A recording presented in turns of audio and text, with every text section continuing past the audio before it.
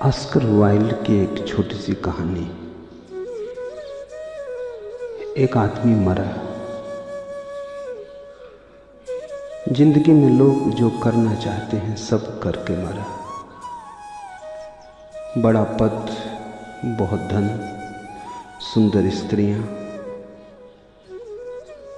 जो भी मनुष्य की आकांक्षाएं हैं सभी को पूरी करके मरा। परमात्मा के सामने न्यायालय में उपस्थित किया गया। स्वभावतः परमात्मा नाराज था। उसने कहा, बहुत पाप किए तुमने। तुम्हारे पास अपने किए गए पापों के लिए कोई उत्तर है? उस आदमी ने कहा, जो मैं करना चाहता था वह मैंने किया और उत्तरदायी मैं किसी के प्रति नहीं। परमात्मा थोड़ा चौंका। उसने कहा, तुम हिंसा किए, हत्या किए, खून किए? उस आदमी ने कहा, निश्चित ही। तुमने धन के लिए लोगों की जानें ली, तुमने व्यभिचार किया, बलात्कार किए? उस आदमी ने कहा, निश्चित ही। लेकिन उस आदमी के चेहरे पर सिकन भी न थी, न अपराध का कोई भाव था, न कोई चिंता थी। परमात्मा थोड़ा बेचैन होने लगा। अपराधी बहुत आए थे, ये कुछ नए ही ढंग का आदमी था।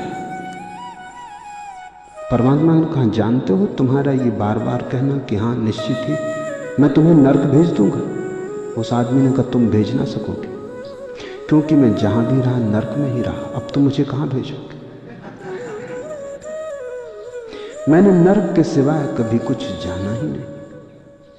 अब तुम्हें और कहां भेजोगे जहां नर्क हो सकता है? अब तो परमात्मा के चेहरे पर पसीना झलक आया। कुछ सूझा ना उसे। अब तक के सारे निर्णय, अब तक की लंबी सनातन से चली आती हुई घटनाएं कोई काम ना पड़ी, कोई फाइल सार्थक ना मालूम हुई। उसने कहा घबराहट में कि फिर मैं तुम्हें स्वर्ग भेज दूंगा। उस आदमी ने कहा, यह भी ना हो सकेगा। परमात्मा ने कहा, तुम आखिर हो कौन? मेरे ऊपर कौन है जो मुझे रोक सके तुम्हें स्वर्ग भेजने से? उस आदमी ने कहा, मैं हूं, क्योंकि मैं सुख की कल्पना ही नहीं कर सकता और हर सुख को दुख में बदल लेने में मैं इतना निष्णात हो गया हूं। तुम मुझे स्वर्ग ना भेज सकोगे, तुम भेजोगे मैं नर्क बना लूंगा। मैंने सुख का स्वप्न भी नहीं देखा, सुख की कल्पना भी नहीं कर सकता हूं, तुम मुझे स्वर्ग कैसे भेजोगे? और कहते हैं मामला वहीं अटका है। परमात्मा सोच रहा है उस आदमी को कहां भेजे। नर्क भेज नहीं सकता क्योंकि नर्क में वो रहा ही है। स्वर्ग भेज नहीं सकता क्योंकि स्वर्ग भेजने का उपाय नहीं।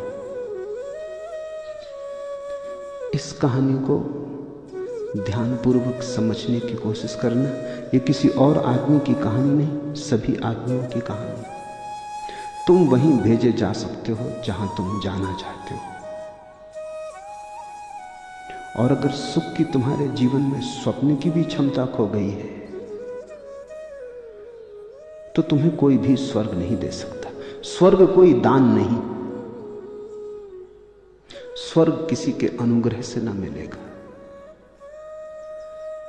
अर्जित करना होगा। सुख भी सीखना पड़ता है, सुख का स्वाद भी सीखना पड़ता है। और अगर तुम स्वाद को न जानो तो सुख पड़ा रहेगा तुम्हारी थाली में, तुम उसे चख ना सकोगे, तुम उसे अपना खून मांस मज्जा ना बना सकोगे, वो तुम्हारी रक्त की धार में ना बह सकेगा, वो तुम्हारे जीवन की रसधार ना बनेगी। और दुख भी तुम्हारा जीवन का ढंग है। तुम्हारे हाथ में जो पड़ जाता है तुम दुख में बदल देते हो। जो देखते हैं दूर और गहरा, उनसे अगर पूछो, जागे हुओं से पूछो, तो वो कहेंगे सुख और दुख होते ही नहीं, तुम ही हो। वही घटना सुख बन जाती है किसी के हाथ में, वही घटना दुख बन जाती है।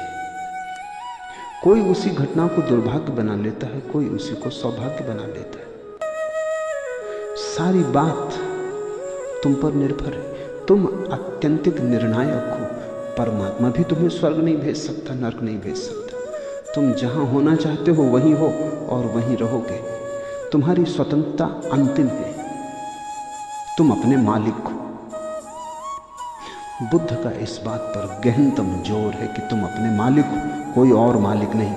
इसलिए बुद्ध ने परमात्मा की बात ही नहीं की। उन्होंने कहा बात ही क्या उठानी, आदमी आत्यंतिक रूप से जब खुद ही निर्णायक है तो परमात्मा को छोड़ ही दो। परमात्मा को बीच में लाने से भ्रम बढ़ सकता है। भ्रम इस बात का कि चलो मैं गलती करूंगा तो वो क्षमा कर देगा, कि चलो मैं भूल चूक करूंगा तो वो राह पे लगा देगा। इस भूल चूक करने में सुविधा मिल सकती है। परमात्मा की आड़ में कहीं ऐसा ना हो कि तुम अपने को बदलने के उपाय छोड़ दो। तो बुद्ध ने कोई आड़ ही न थी। बुद्ध ने कहा कोई आड़ की जरूरत नहीं, क्योंकि अंततः तो परमात्मा भी तुम्हारे विपरीत कुछ ना कर सकेगा, हो तो भी कुछ ना कर सकेगा। और जब तुम ही करने वाले हो, तुम ही निर्णायक हो, तो ये परमात्मा शब्द कहीं ऐसा ना हो कि तुम्हारी बेईमानियों को, तुम्हारी धोखाधड़ियों को छिपाने का आधार बन जाए। इसे हटा ही दो। इसलिए बुद्ध का सारा जोर तुम पर है, मनुष्य पर है। बुद्ध का धर्म मनुष्य केंद्रित धर्म है, उसमें परमात्मा की कोई भी जगह नहीं। इसका यह अर्थ नहीं है कि बुद्ध के धर्म में परमात्मा का आविर्भाव नहीं होता, होता है, लेकिन मनुष्य से होता है। परमात्मा कहीं दूर आकाश में बैठा हुआ किसी सिंहासन पर नहीं, मनुष्य के हृदय से ही उठती है वो सुगंध, दूर आकाश को व्याप्त कर लेती। और धर्मों का परमात्मा अवतरित होता है, हिंदू कहते हैं अवतार। बुद्ध का परमात्मा अवतरित नहीं होता, ऊपर से नीचे नहीं आता, ऊर्ध्वगमित होता है, नीचे से ऊपर जाता है। ज्योति की तरह, वर्षा की तरह नहीं। वर्षा ऊपर से नीचे गिरती, आग जलाओ लपटें ऊपर की तरफ भागती। तो बुद्ध कहते हैं जहां चैतन्य की ज्योति जलने लगी वहां परमात्मा प्रकट होने लगता है। तुम जब पूरे जल जाओगे, जब तुम्हारे भीतर सारा कचरा कूड़ा जल जाएगा, तुम खालिस कुंदन हो जाओगे, एक शुद्ध लपट रह जाओगे जीवन चेतना की, बोध की, प्रकाश की। तुम ही परमात्मा हुए।